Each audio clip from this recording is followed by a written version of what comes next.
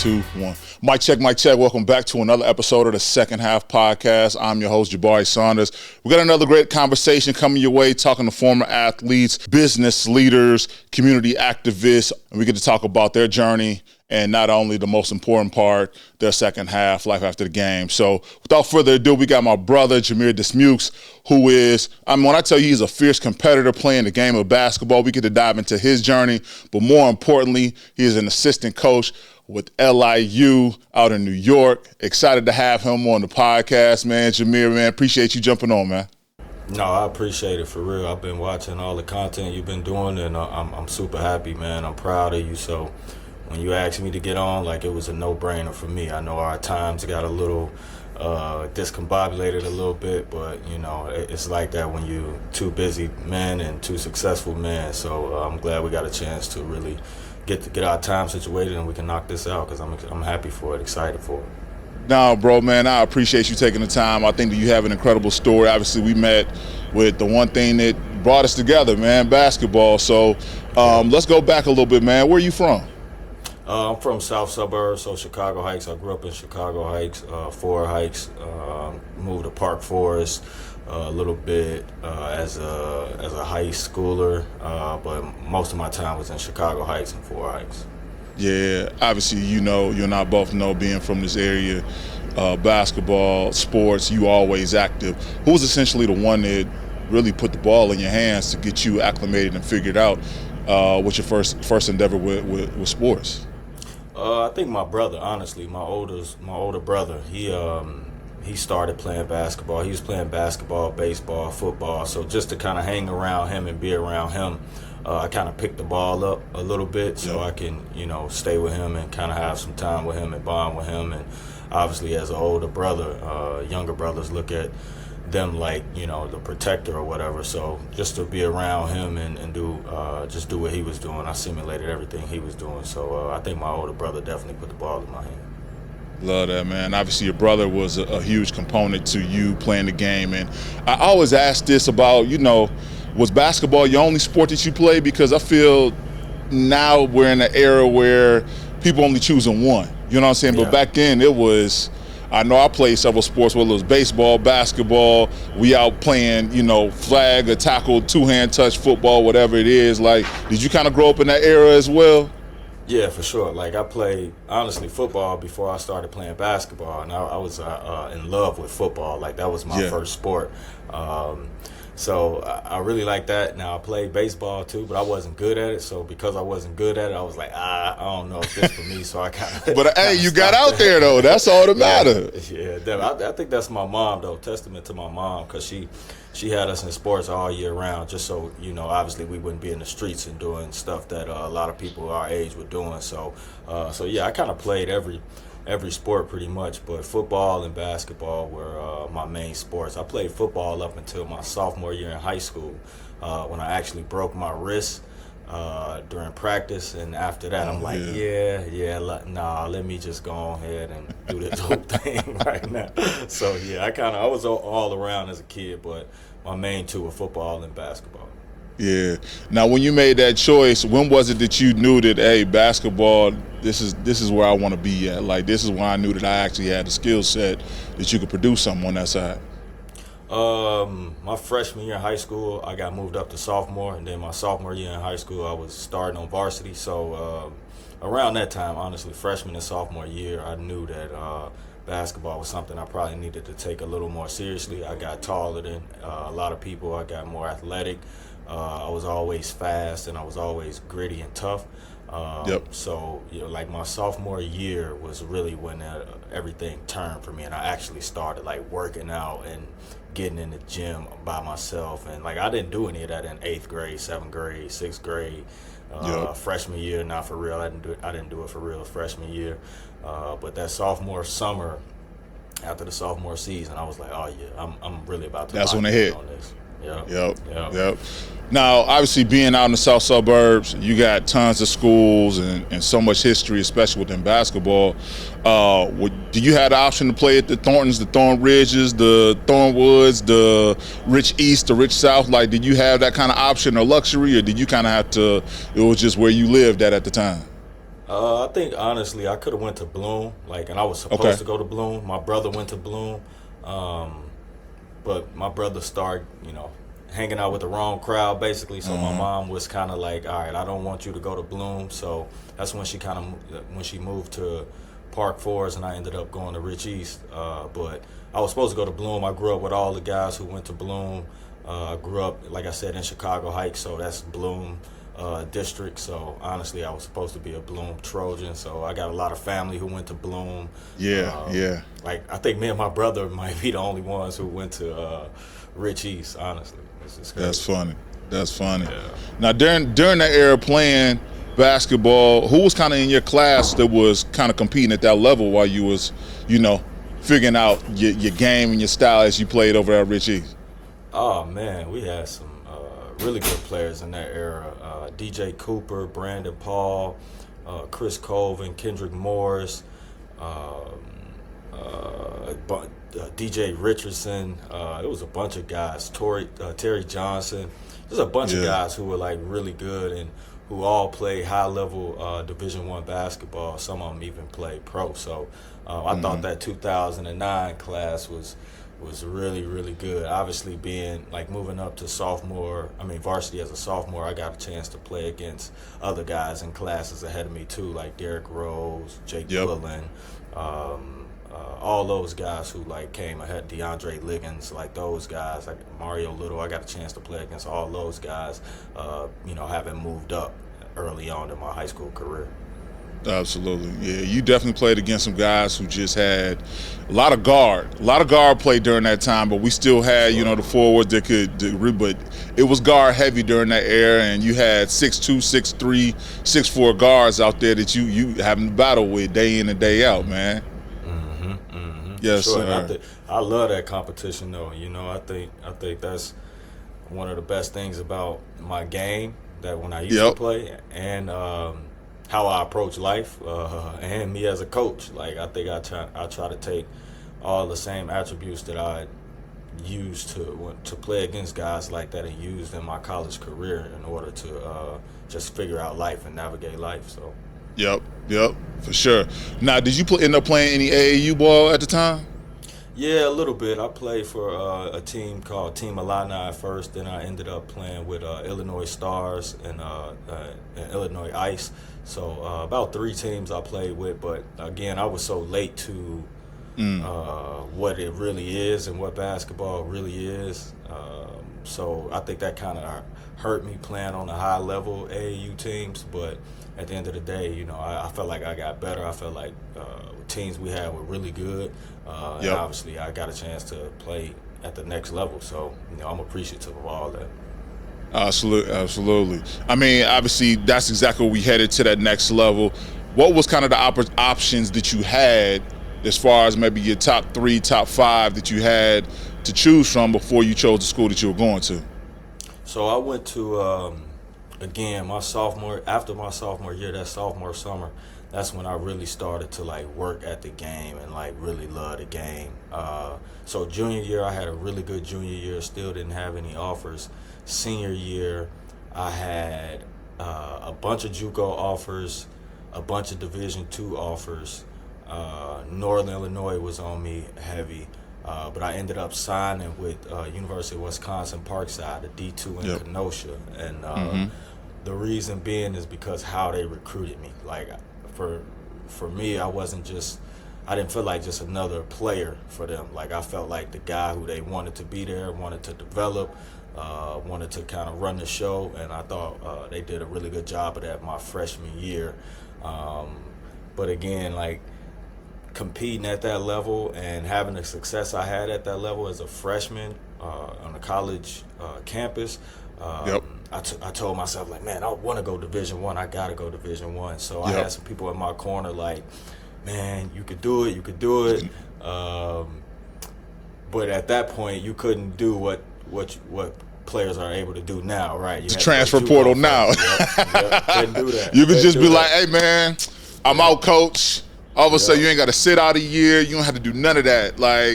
It's way different. Yep. In order to go Division one from Division II, and I had to sit out, had to do the JUCO thing. So I went JUCO, went to Black Hawk College. I think I had a really good year there. I averaged like 17 points, like 5 assists, couple steals, couple rebounds. Was a all-conference, first-team all-conference, first-team all-region, all-American nominee at the JUCO level. Ended up signing to Chicago State after that, played for Coach Dildy. We were in the Great West. We won the Great West for the first time in school history, and we went to the first time we were able to play in postseason play in school history. So we went to the CIT and played in the CIT. There at Chicago State, I was also all-conference, led the conference in assists, and obviously we won conference. So, I think I had some really good success there too. Absolutely. Man, something to be said about that I always want to lean into, because we all have our own experiences and our own journey. Yours was different. You ended up going Division II at first, where people clearly were in your ear at the time, man, and I'm sure you were probably even saying this to yourself at the time, like, man, I deserve to be Division I deserve to be Division I. But then you ended up taking your journey, and your journey wasn't going directly to go play at Chicago State. You had to take a little different route. I wouldn't even say a longer route, but just a more exploratory route to help develop your skill set, to actually position you to not only be a Division I program, but also be, have the accolades to go along with it. I think that's how I've been my entire life, though. Nothing that I've accomplished, I don't think was ever like a smooth path. I think it was always like some obstacles, some ups and downs, some journey. But I think that made me the person I am today, the man I am today, the father I am today, the coach that I am today. And everybody who knows me, knows this story, and I think they kind of understand the reason that I move the way I move is because everything that I was able to, overcome it and get around in order to see the successes that are now starting to, and I'm not just going to say now, but see the successes that in the second part of my life have started to like blossom out. So no, I don't regret any of it. Not one part of the journey, not one part of everything. Even coaching has been a long journey for me, but I love it and I enjoy it. So so tell me this: Chicago State, did you have aspirations to go play in the league or overseas or anything of that nature? Yeah, I played not 2 years, but I played in 2 countries. I played in Costa Rica for a while, then I played in Brazil for about 4 months. But then when I was over there, man, it was just so different. Like we were practicing 2 times a day, lifting weights every day. I didn't speak the language. I was completely alone. So I remember tweeting this when Twitter was really, really going, like first started. And I remember tweeting that Drake lyric, and he was just like, as soon as I stop having fun with it, I'll be done with it. And I tweeted that, and I'm like, I don't know if playing is for me anymore. Like, I don't know, especially if I can't like be in the States or close to home, because I was talking to all my big brothers who are already playing overseas, and they go to a different country every year. Like, it was rarely any multi-year contracts that were signed. The consistency, you were just bouncing around every year, and that's not the type of person I am, and I'm not the type of person who honestly does well without family. Like, I love my family being around me. I had a daughter at that time, I love that. So right before I decided to call it quits, I made sure I was thinking of an opportunity to do something else, but I knew I wanted to stay around the game of basketball. So before I stopped playing, I was contacting coaches back in the States, all the coaches who I played for or the schools that I went to, and I was blessed enough to get a job at Rich East High School where I went, and the coach who coached me, he actually hired me as the varsity assistant right away. So I was like, all right, now I could go right into it. It's so interesting about that, because you go through it, especially it's playing overseas or playing abroad or playing in those secondary programs and opportunities of the professional programs, it's not easy for everybody. You know what I mean? Like some people are able to make it look as if it's an easy transition, but I'll never forget when I got on that plane for the first time. It's like you get on that plane, you don't have nobody to call on the other side to say, hey, I don't like this, come pick me up. You know what I mean? Like, or you don't have necessarily a say-so in the way that we train, and we've been doing this for so many years, 10, 20 years up at that time, to develop your skill set. You knew how to work on your game. You knew what things you needed to do to lift. You knew what things you had to do for conditioning. There, it's their way. You know what I mean? Like, I'll never forget my last year playing in Fez, Morocco. My man had us outside doing our cardio was playing soccer for a second. You know what I'm saying, on some days. And I'm like, bro, like, I'll get on this track and run. I'll run sprints all day. I'll hoop, you know what I mean? But like playing soccer, bro, it's a totally different sport type thing, you know what I mean? But it was an experience that I could appreciate the exposure.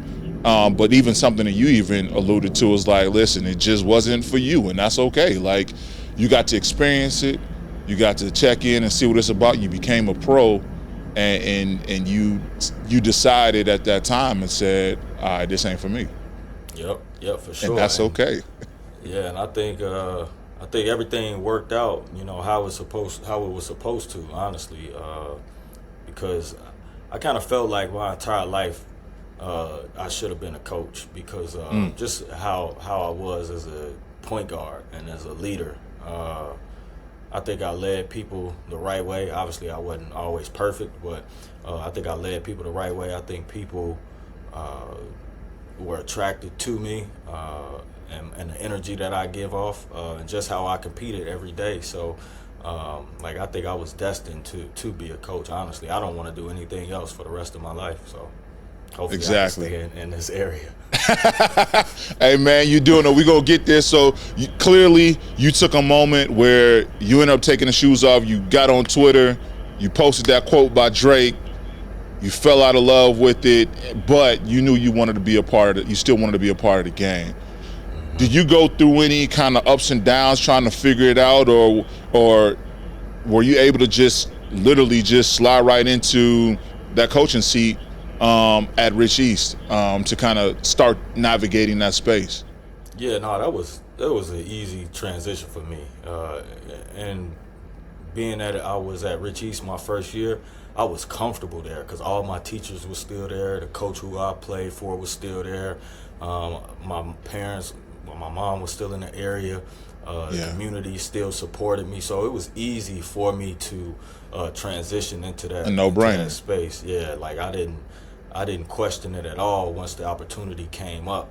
Now, being there, I just knew that I didn't want to just be a high school coach. I wanted to kind of be a Division I basketball coach. That's always, since I wanted to coach, that's been my dream, to be a Division I basketball coach. So I just knew I had to take certain steps in order to get to that level. But yeah, no, it was real easy for me to go back home and start doing something new, which I really love the game, and really love helping players get better. So it was just easy for me. Man, I love that. As you're growing, Richie started there. You also hit a couple of other high schools. Like you ended up going to Hyde Park for a little stint and just kind of growing. I had a journey coaching too. So my journey coaching was my first year I was at Rich East. Second year I was at Black Hawk College as the top assistant in Moline. I played there as well, obviously. After when I was at Black Hawk, it was cool because I was at the college level, but the players we had were like Division II, some Division III, maybe like one Division I player. So I knew, like, in order for me to be seen by the higher level coaches, I needed to be around higher level players. So ended up calling my guy Deion Thomas. Deion was at UIC at the time. I would always go drive from Moline to UIC to watch them practice, and Deion ended up putting me in contact with Lauren Jackson. So I called Lauren Jackson. Lauren had started his own prep school in Florida, Victory Rock Prep. I Okay. called Jack, and I'm like, man, Dion told me to give you a call. I'm interested in, coming down. So he like, yeah, if you just fly down, I'll pay for your hotel and everything. I'll pay for your rental. Just fly down, come check it out, and let's see how this works. So I flew down to Florida like probably that next week. Met him at his school at Victory Rock. We talked. He just got a chance to know me. We talked for probably like 2 hours. Just got a chance to know me and get a feel for me. Then he was like, all right, let's go to the gym. So we went to the gym, and I worked his son out, Lauren Christian Jackson. And Coach Jackson was just right there watching me work his son out. And I guess he was really happy with the workout. So we talked again afterwards. Went back to my hotel, flew back to Chicago. And then right after that, he called me the next morning. He was like, I want you to come down here. Like, I'm telling you. He said, this is what I need on my staff. Yes, the next morning. So and I had some other options at that time, but when he was like so persistent about it, I was like, man, I need to go down there. So ended up packing my car after the season was over at Blackhawk, drove from Iowa all the way to Florida. It took me like 23 hours by myself. Drove all the way down there by myself. Got situated, spent a two and a half years there, was really good. We won a national championship one of the years that I was there. But then I was like, all right, I gotta keep growing. I gotta keep moving. So I ended up going to Georgia State as a grad assistant with Ron Hunter and Ray McCollum. So I was on their staff. But obviously, as a GA, you only get your schooling paid for. Like, it's no real money at all. So I think they were paying me like $400 a month while I was there. So and I had a daughter and everything. So I'm like, oh man, I'm trying. How you gonna hustle this one now? Exactly. So out of nowhere, Hank Plona called me. Hank Plona was the head coach at Indian Hills, one of the best JUCOs in the country. And he's like, man, I want you to come here. I know you're trying to get your master's. Don't worry about the master's. I'm going to pay you X amount of dollars, which was almost triple of what I was making at Georgia State. And I think you have a better chance at becoming a Division I coach out of being an assistant at Indian Hills than out of being a grad assistant at Georgia State, which made a lot of sense. So went to Indian Hills. Went to Indian Hills, so right before the season started in the summer, we were doing our summer workouts and everything. And right before the season started, my father actually got murdered in Chicago, in Fort Heights. So, yeah, that whole season, I'm just like, first of all, I left for probably like maybe a month, 3 or 4 weeks. I left. Gotta handle family. Yeah, Hank, and he was all for that. He was like, go home. We'll figure this out. It was only the summer anyway, so we would just we only had like 3 or 4 guys on campus getting shots and stuff like that. So he's like, go home. So I went home, handled everything I needed to handle there, came back. We had a really good season, but that entire time, it was on my mind. Family was on my mind. What was going on with my dad was on my mind. So after that season, I'm like, all right, let me just reset all of what I'm thinking. Go back. Because I want to ask you real quick, like a lot of people, you go through things. Everyone has their own story, journey, and things, and that was a major moment that you were dealing with. A lot of trauma, a lot of that mental anguish. Like, how did you deal with getting through that during that time? Oof. Man, I still don't I want to unpack it because that real. I don't know. I don't know if I got through the season, but I don't think I got through the trauma that whole year. Like, that was still weighing on me a lot, and so I don't know if I used the right coping mechanisms at all, to be honest. I don't know. Like, I spent after practice was over and games were over, whatever, I just spent a lot of time in my room. Like, I just went back to the house. You was isolating yourself, Yeah, for sure. And I got you. I think maybe about 3 or 4 years ago, I just started to like cope better and do better things, because that has always played a toll on me and on my mind. So, Yeah, I don't know how I did that. Like that was tough. Yeah. That was probably the toughest year and basketball year of my life, to be honest. So Yeah. when that season was over, I'm like, I'm just gonna go home, take a year off coaching. So I went from Indian Hills. I went back home, and next thing I know, the Rich East head coaching job opened up. So I'm like, oh, I'm at home. I still love coaching. I might as well apply for this. So I applied for it, did the interview process, got it. We had one of the best years Rich East has had since 2009 when I graduated, and we played really well. I was excited about what was happening at Rich East. Again, it was pride. It was home for me. I loved that school. Familiar. And we were going, and next thing I know, there were talks about them consolidating the schools, Rich East, Rich South, Rich Central.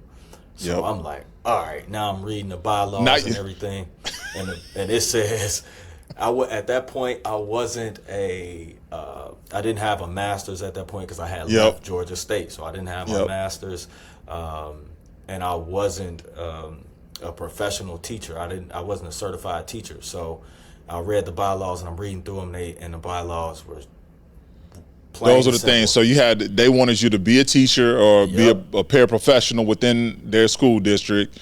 So I was a parapro. I was a parapro. Okay, you were a parapro, okay. Yeah, but teachers got the first dibs at the job. Wow, okay. So that was one piece. You had to make sure you had that credential. And then they wanted you to have a master's on top of it, or at least a secondary degree? Yeah, so like there are a few things you could do. You can get a master's, you can get a type 75, whatever it is. It's a bunch of different routes it was to become a certified teacher. I didn't have a master's, but again, I read through them bylaws, and it says during the consolidation, certified teachers will get the first dibs at the jobs. So I'm talking to people, asking people, and going through the whole season, like, man, well, if I just win all the games, if I beat every school in the conference, if I beat Rich South and we beat Rich Central and they never beat us, then they gotta go with me, right? They gotta go with you, right? In your mind, it made all the right sense. No, as an athlete and a competitor, it did. Yeah, but as a professional in the educational field, nope. No, it sir. was over. And we did. We did everything we wanted to do. Won conference. We won that league, but Thornton ended up winning conference. But we won against Rich South, Rich Central. But now I'm like, oh man, I'm back to square one. Now I'm back to square one. So there was some JUCOs who offered me or whatever, but I just didn't want to go back that route away at that time. Yeah, like I just got home. Everything had just happened with my dad. So I'm like, now I'm back to ground zero. And out of nowhere, Larry Butler calls me, and LB. Yeah, he was doing a lot of work at Hyde Park. So LB was like, man, I love how you coach. I love your attention to detail. I just love how militant you are when it comes to your profession. And he's like, there's an opening at Hyde Park. I think you should apply. So I applied for Hyde Park, ended up interviewing with the principal, athletic director, and everything, and they hired me. So I spent 2 years at Hyde Park. We had really good years. The first year was a COVID year, so we only played like 11 games. It was all conference games. We did well in the conference, so well enough that I was like, oh, man, we're going to be a force this next year in the conference. So, anyway, that ended up happening. So that second year, we were really good. I think we placed like third in the Red South. I want to say it was Kenwood first, Curie second, us third. And that was big for me because now, and then that same year, we made it to the Elite Eight of the city tournament. So now we're playing in the city Elite Eight against Whitney Young, and had a chance to beat Whitney Young. They beat us. They had a really good team. Obviously, Slaughter's a really good coach. But we made the Elite Eight. So I'm like, man, this is crazy. Like, we having some success. That. Yeah, exactly. You seeing the success, you building it up, you got the trust of the community, you got everybody like, all right, we got some things. And now you got guys looking at Hyde Park like, actually, I want to go there. They're not thinking about the Whitney Youngs and the Curies and you know what I'm saying? Like, that's what was happening. And then Now this is where things kind of get a little crazy. Yep. So after that, Rich Township, obviously they consolidated that school, the richest, and they had great gym, great resources, all that.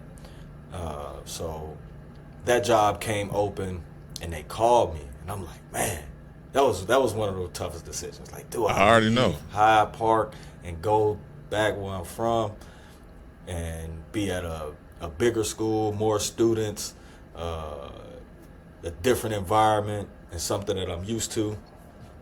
So I end up doing that. Now I get the job at Rich Township, and before the season, I'm probably there like 2 months. Oh my gosh, I'm probably there like 2 months. And I see online Mark Condotti had resigned from HF, and I'm at Rich Township. So I'm like, oh my God, this is crazy. So I let it go. Then I get a call from somebody who is, connected to the program. Yes, that's all I'm gonna say. That's cool. Very, very connected. And they're like, man, HF wants you basically. Like, I think you should go to HF. They got a teaching position for you right away. They can pay you a lot more money than Rich Township did. Like, you can literally do this, and you can have a really good community behind you, really good academics. Obviously, people love HF. So I'm like, man, I think I can get things going faster at HF than I can at Rich, which I don't know. Maybe it was the right decision, maybe it wasn't. I mean, obviously we had some success, but that was my decision, and I took that route. I was there at HF for 3 years. Obviously, the first year we were solid. Second year, we won a state championship. Third year, we lost in the sectional championship. So we got 3 conference championships. Like, it was just a lot of success we had. I was coach of the year 2 times at HF. So just had a lot of success there. And after HF, I'm sitting right here at LIU now.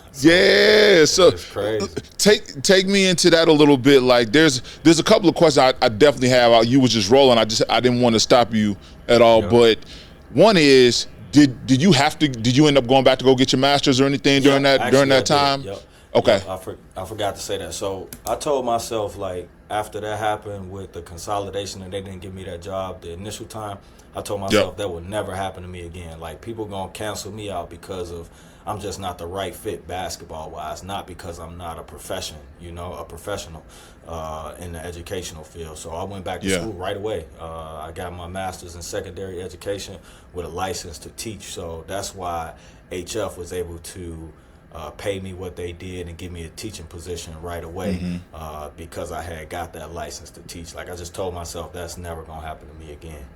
Absolutely. Yeah, I knew that there was a barrier of entry that I definitely wanted to cover, because a lot of people need to understand, hey, getting into coaching is great. Some people can just walk right in, but in order to stay there or advance your career, you got to go on ahead and add these tools to your toolbox and your kit to make sure that you don't have no barriers at all.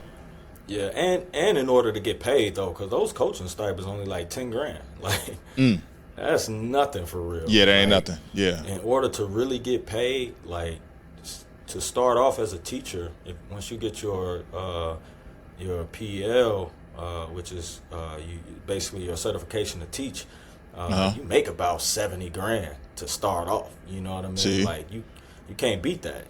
So exactly. I was like, all right, now I'm not just getting parapro money. I'm getting teacher money. I'm getting coaching stipends. And I'm doing, like, other jobs around, like weight room supervision, cafeteria supervision. Adding to it. Just adding to it. But, yeah, I definitely went back to school for that, and I actually went back again after that. So I have 2 masters now, masters in secondary education, masters in educational leadership. So nice. Yeah. And then the other question I got for you is, being a player is one thing. Being a coach is, how did you navigate differentiating between being a player and having a player's mindset to your coaching style and how you were able to galvanize and get athletes to play for you at that high level?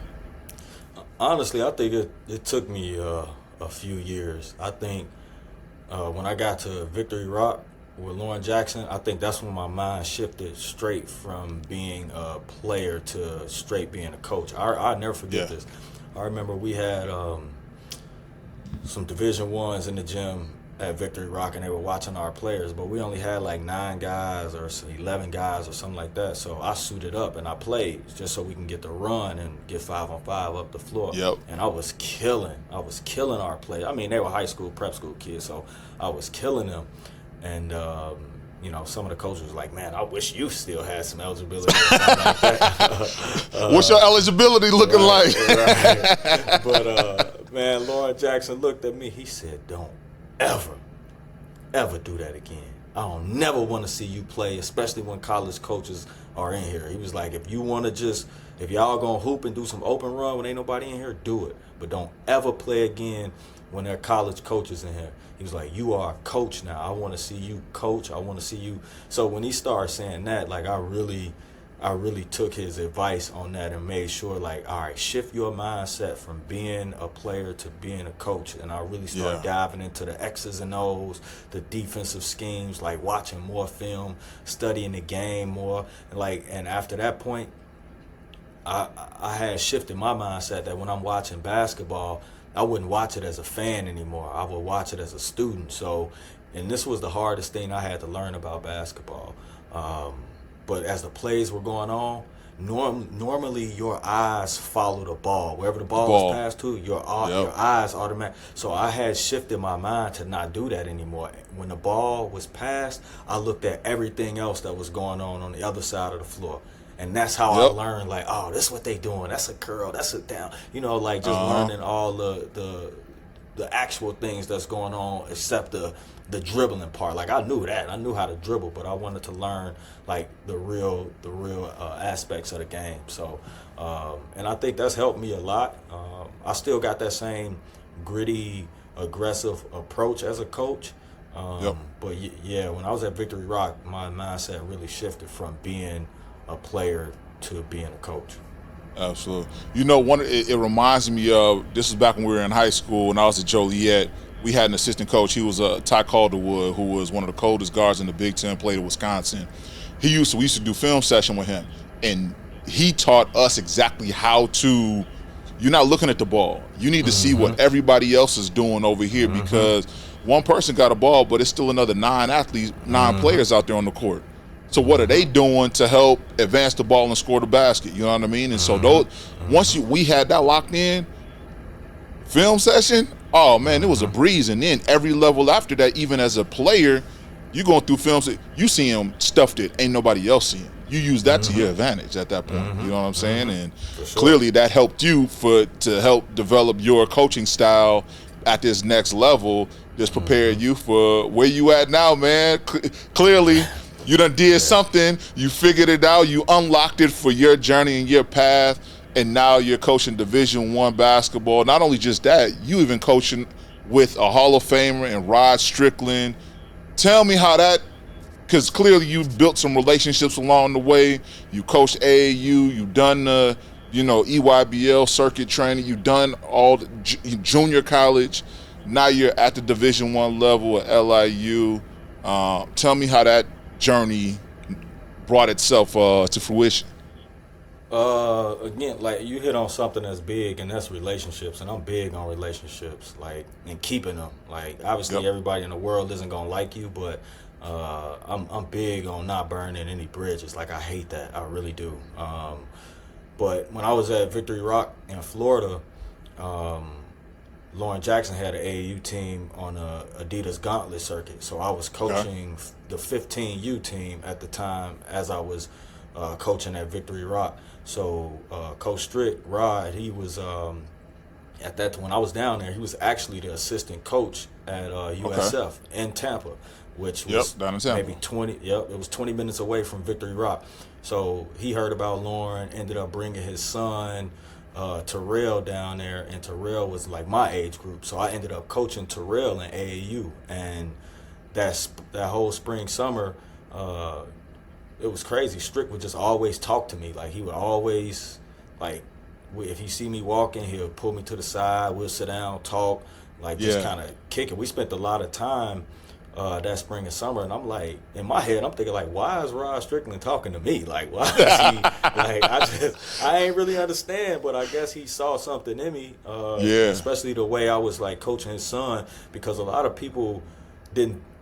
I'm not gonna say didn't think his son was that good, but I don't think saw what I saw in him. So that whole spring summer, I put the ball in his hand, let him rock, and you really saw his growth over the whole spring and summer. And me and Coach Strickland always kept in contact via text messages or phone calls that throughout that next 8 to 9 years. So at HF last year, last year at HF, I knew I wanted to get to this. We had just won a state championship. We won we were in the sectional the year after. And I told them coming into it, like, I really got a 4-year plan to be at HF because I want to go Division I. Like, I want to be a Division I basketball coach. Yep. So after that, when we lost the sectional championship, I saw that Coach Strickland had lost one of his coaches to Florida State. So I reached out to Coach, and I'm like, Strick, man, I'm ready. Just if you just give me a chance. I know you lost Gerald, but if you just give me a chance, I got you. And he ended up hitting me back right away. Like, he responded so quick. He was like, JD, man, you was just on my mind. I was just thinking about you. So when your name went across my screen, he said, before I even read the message and thought and saw what you like were asking about, he said, I automatically said, dang, I should hire JD. Like, so we ended up talking, basically interviewing me over the phone. Yeah. Him and another assistant, and they like, yeah, we want to get this done. So a few weeks go by, I resigned from HF. I'm here at LIU. I think the best thing about it is the role that I had here at LIU, especially basketball-wise. Like, he didn't just bring me in and tell me to, like, shut up and just have energy, basically. He was like, man, coach. Like, he allowed me to coach this past season. Like, I was doing defense, helping them with the offense, doing skill development. Obviously, I'm a big energy guy, so I was trying to be the loudest one in the gym ever. Hey, man, I saw you on the sideline. What I love to see, I'm like, I know that guy. Like, not only just know him, but I know how he plays and his enthusiasm. Like, you on your feet almost as if you like the assistant head coach. And that, you know what I'm saying? And, like, that's the energy that, honestly, guys gravitate towards of, like, man, once they feel it from you and my coaches, I know my coaches in the battle, I'm going to suit up, just, and match that energy. And I think that was the great thing this year about our staff. Like, we all, I felt like, meshed well, because Strick ain't no loud yelling at you. No. Jumping around, screaming. That ain't him. Like, he's a laid-back dude. So I feel like our personalities meshed well because I wasn't too much like him and he wasn't like me. Like, it was just the basketball approach.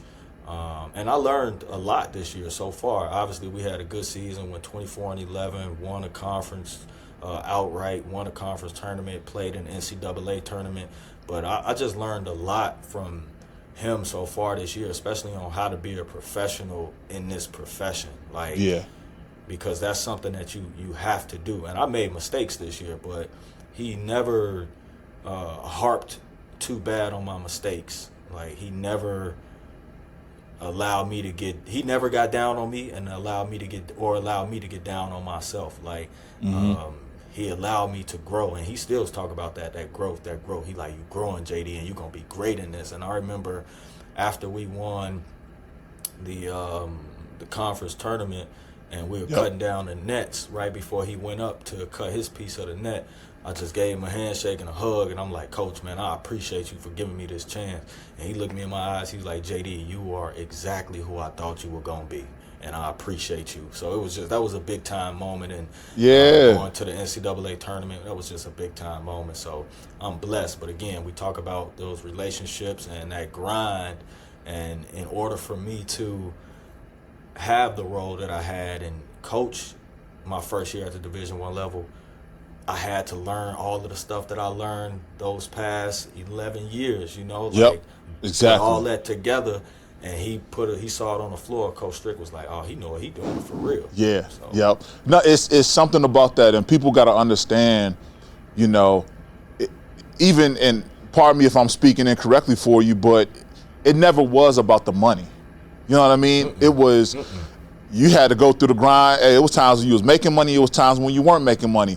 A lot of people would see this and be like, man, JD, he made this happen overnight. I'm seeing him playing against the number one team in the bracket against Arizona. You know what I'm saying? And he was just coaching over here. But it's like, y'all don't understand. You got to put in work before you can get to these moments. Like, it took you high school, moving, making hard decisions, leaving this to learn how to not only navigate that of being at this new school while leaving your old school, but you got to navigate the conversation and chatter and relationships and politics around you as well that people don't see.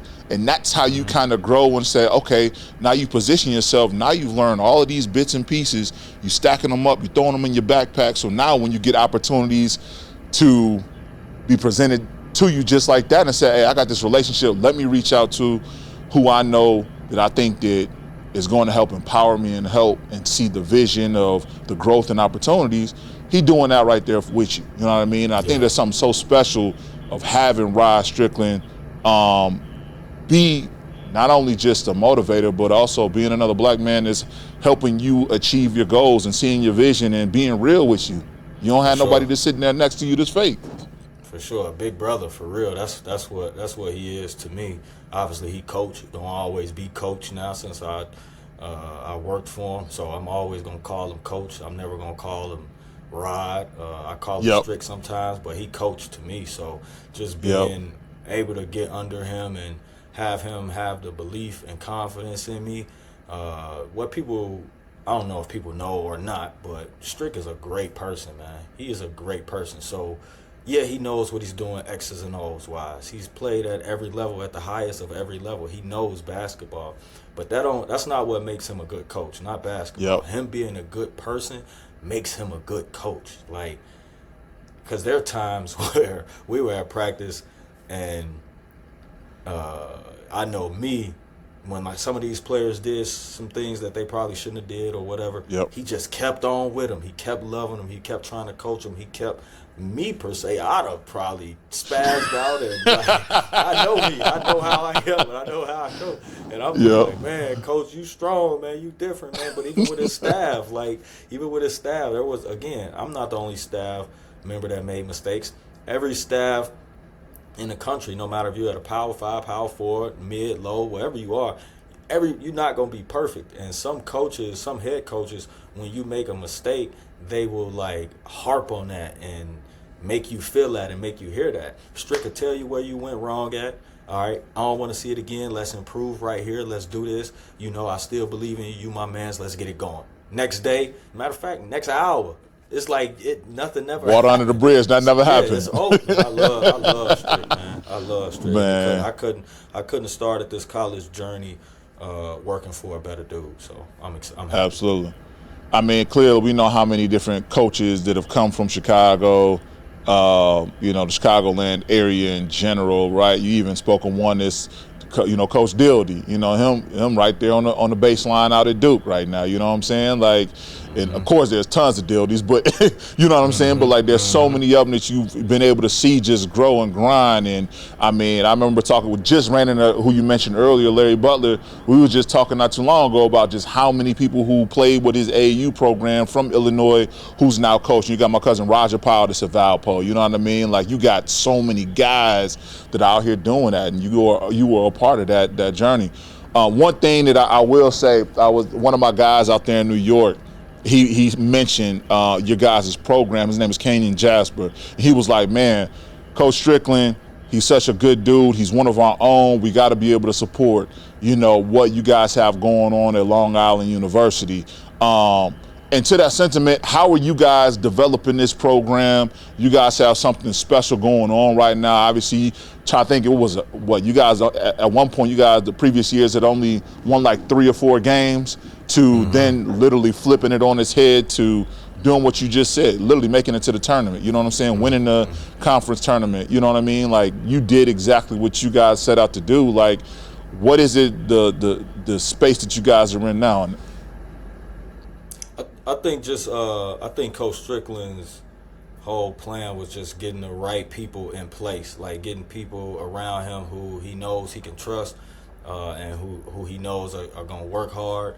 And I think he did a really good job at that. And obviously over the course of those seasons, I think the community, the Brooklyn community, but the entire 5 boroughs, I think, got behind us and what we were trying to do. Because for Coach Strickland to go from 3 wins to 7 wins to 17 wins to 24 wins in 4 years, like that's turning around a program. Like, yeah. And it really caught my eye in the semifinal game of the NEC tournament where we played against Wagner, and Wagner is in Staten Island, so that's probably like an hour drive.